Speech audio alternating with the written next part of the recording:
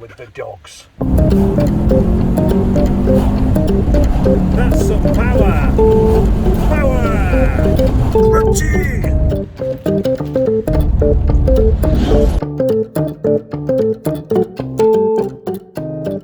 That's the 4th Subaru I've reviewed now. Anyone would think I actually quite like them. This one's got a fez worm.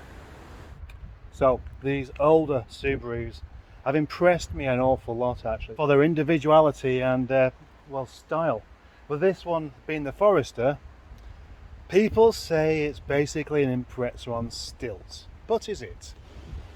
Well, it doesn't look like an Impreza, does it? Obviously it has some family resemblance, like the bonnet scoop and slightly the shape of those headlamps and the grille, and obviously it's got a badge on the front, but we can expect that, and these massive foggy lamps at the front.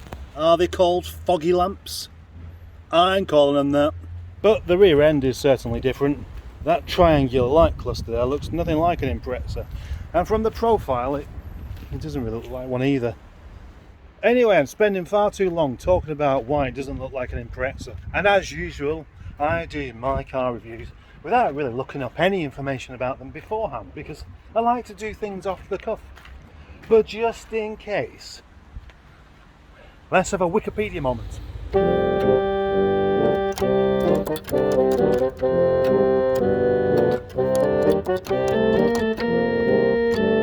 I like the two-tone paint job. I like the chunky arches.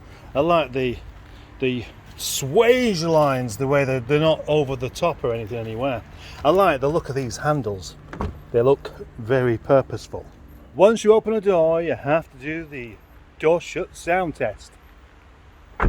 Nice.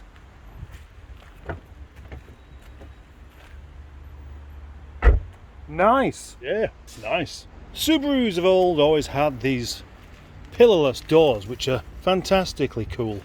I mean, they really are cool, aren't they? When you wind that window down. Should we have the window down to do it? Yes, these lovely pillarless doors. Still sounds quite good even with the window down. Just a bit more flabby. It's a pity this one doesn't go all the way down. It also looks just there like the window's about to pop out and cause me an embarrassing issue. No, it's not. The moment I clapped eyes on this car, I did think, you know, I just like it straight away. It just has something about it that pleases me. It's proper utilitarianness about it. It's chunky, it's purposeful, but it doesn't look like it's showing off. This isn't a car that's faked its own CV. It genuinely can do things like go off-road. Quite well anyway. It has the same four-wheel drive system, but it has a raised ride height, chunkier wheels, and it's got something else as well, but I can't think of what it was. Those are quite chunky wheels though, with big rugged tyres and disc brakes all around. What's really good about this car though is that it is just genuinely someone's car. It's used as a works vehicle. It's not a garage queen, it's a car that gets used a lot. And they're the best cars to find out how good they really are, because you know whether things are going to work because they're being used. Now I am sat inside the Subaru Legacy and it feels quite a comfortable place to be in. Look at the size of that sunroof. That's a huge sunroof. I wonder if it goes all the way back. And with that roof bar at the top of there, you could have the sunroof open and, I don't know, hang snacks or something. First impressions are the interior looks quite well made. Not quite as nice as the Legacy, but actually not too bad. With vents that work, a little cubby hole there to keep your glasses in. What else could you keep in there? There's a good question. Shall we try out the wheel of purpose? Yep. I see, it's not a proper wheel. That one is. It's just a switch that looks like a wheel. These buttons feel very nice. Yes, they feel exactly like I was expecting. I'm not sure what's happening with that stereo. It appears to be kind of trying to escape. What's this? What's that? Ah, I found something that's not really doing anything. That works, but the stereo's in the way. I think it might have something to do with that stereo being incorrectly fitted. Heated seats. And that's a bit loose there. Something's not been screwed back down properly. Oh. Clunk. Now that has a slight feel of not being as good as it could be, but yes, it's good enough. The switches are all very familiar and all very, very purposeful. These switches have been used an awful lot. They're very, very Japanese in feel and look, and I bet they never go wrong. Nice sized leather steering wheel and easy to read instruments there. How easy does it switch on? Right, what do you have to do to switch it on? Clutch? Nope. Brake? Switch it off? I'm going to have to find out. Maybe it's something to do with this. Lock. Unlock. Let's try it again. That's it. It doesn't like to be sat around doing nothing for a while. Not quite the aggressive burble of the Impreza. Nice and smooth though. When I look at cars, I like to have a sit in the back. I like to know, should the worst ever happen and I have to become a backseat driver, I can fit in nicely. And guess what? I can. Yes, I can indeed. Plenty of headroom, plenty of knee room, and easily enough for, well, 2 people in the back. Possibly, yeah, you could have 3 people in the back of here without too much discomfort. It has a little ashtray in the back there as well for when people used to teach their children to smoke. And then into the boot, which is quite big. For a car that's not massively long, this is a good sized boot. It's quite tall, it's a good length, and you could easily find yourself in the back of here with the dogs. Ruff! Underneath the bonnet is the traditional place to find an engine. And this car is not breaking any taboos or traditions here. It is the famous flat 4 2-litre engine that produces quite a lot of power. But apparently, in this car, it's detuned from what it was in the Impreza. But this one might be just tuned back up again a little bit. There's all sorts of exciting information you can be told about the flat 4 boxer engine. All available on Wikipedia. Off you pop. Well, all of this lot has been a bit pointless unless I now get into this car and have a little drive about in it. So, I'll do that next. Let's do a drive. I forgot about that. No, you just press it when it's in.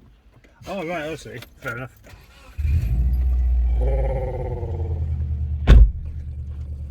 Definitely not anywhere near as loud as the Impreza.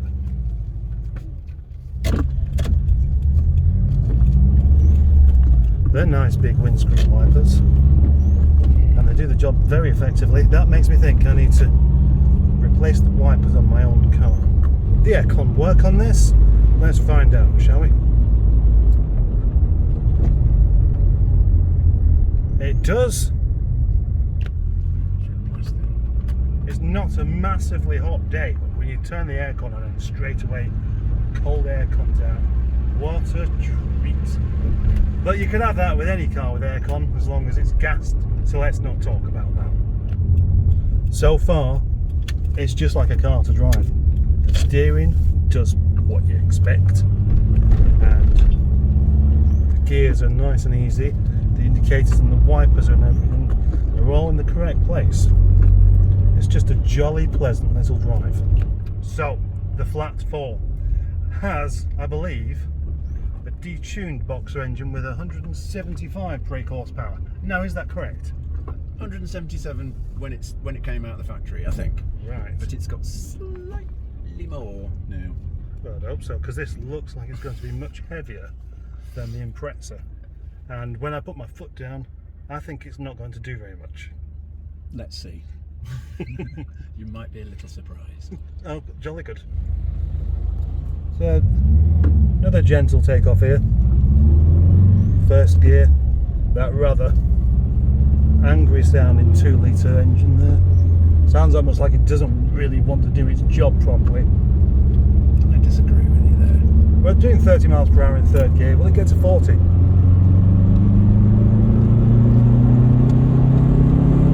Yeah, it's doing 40 now.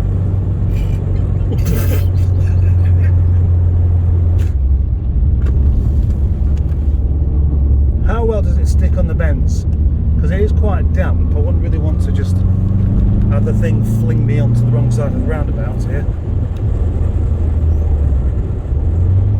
It doesn't have that same kind of punch as the Impreza, does it?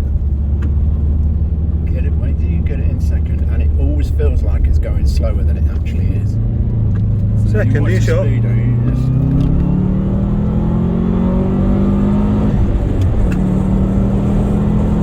That's quite nice, actually. Yeah. Well, it does feel much more grown up than the Impreza, I'll certainly say that.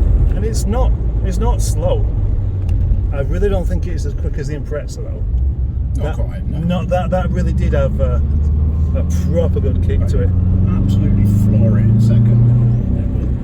Well, I just did that, didn't I? Did you? No. Did you not notice? Was I doing it by myself? You probably Did you fall asleep then, or what? Should I do it again? Okay, I will do a bit more of a floor it in second gear. Just round this. It's a bit rollier than the Impreza.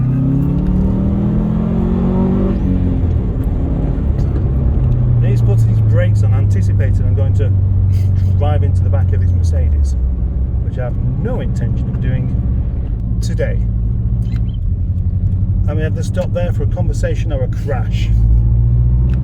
If you're really abusive with this car, I would imagine in the wet you could get all four wheels to spin a little bit.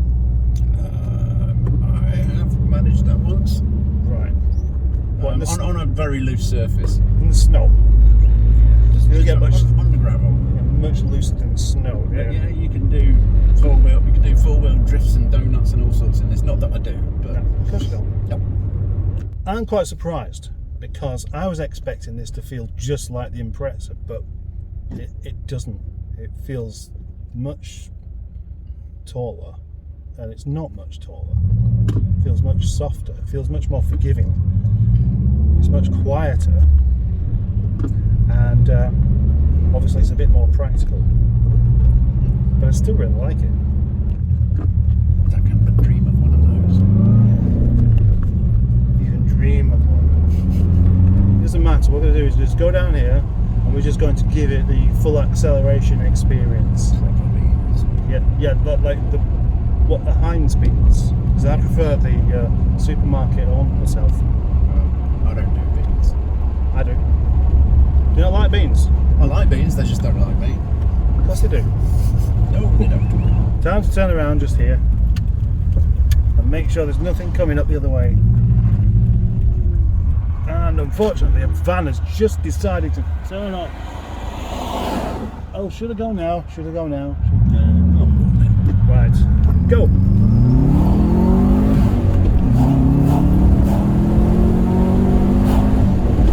That's some power. Power.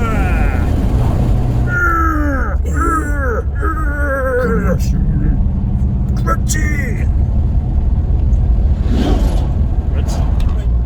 And now driving the Subaru back to sensible mode again, and it is perfectly serene. What about a conclusion to this video, I hear you ask? Well, actually I asked that. I thought I should do one, because otherwise there's no conclusion. And the conclusion is, it's nice. I like it. I like this car quite a lot.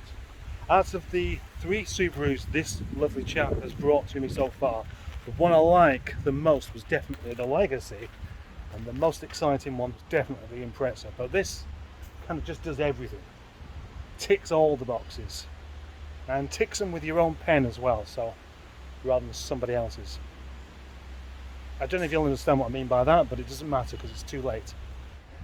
Saying this is a grown-up version of the Impreza is, it's kind of a bit cheap, isn't it? But it's true, it's just like that. It's like a 30-year-old version of somebody who was a bit stupid in their 20s. You can have a conversation without any mention of football, and there's no head shaving or messing around with people's eyebrows or any of that kind of stuff that used to happen with this exceedingly leery individual.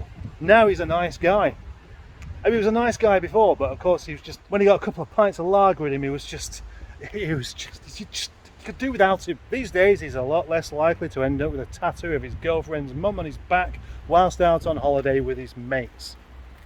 Yeah, he's got his own mind now. His mates can egg him on and dare him to do stuff, but nah, I could do it, but I'm not going to. It's stupid. That's what this car is.